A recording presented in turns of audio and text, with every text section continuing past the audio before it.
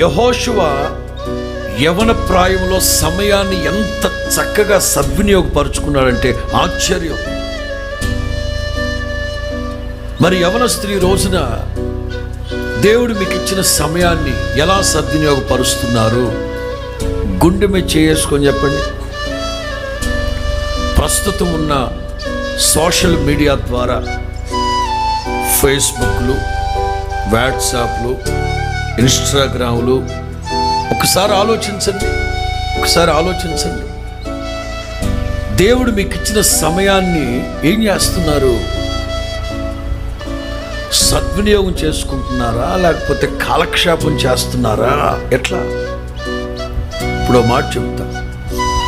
Pastor గారు ప్రార్థన చేయండి, ఫిజిక్స్ చదువుతూ ఉంటే బుర్ర వేడెక్కిపోతుంది. పాస్టర్ గారు ప్రార్థన చేయండి. ఓకే, ప్రార్థన చేద్దాం. నీకు బాటనీ, నీకు ఇంకొకటి, నీకు అస్సలు హెడ్ఏక్ భరించలేకపోతున్నాను పాస్టర్ గారు. మంచిది,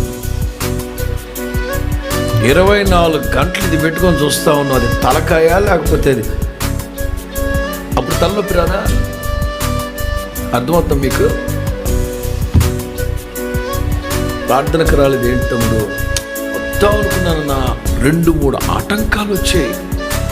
మంచిది. సినిమాకి వెళ్ళేటప్పుడు మీకు ఎప్పుడైనా ఆటంకం వచ్చిందా?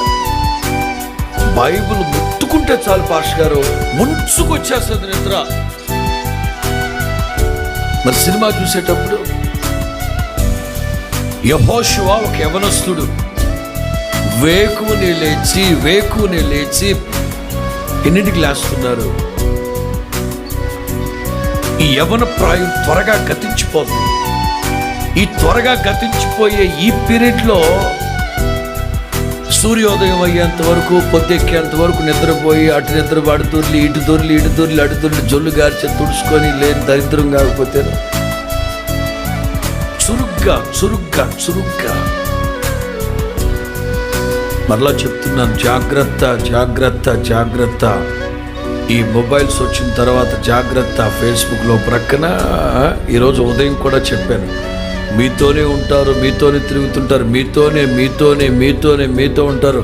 దే ఆర్ సైబర్ క్రిమినల్స్ వాళ్ళు, దే ఆర్ సైబర్ మాఫియా వాళ్ళు.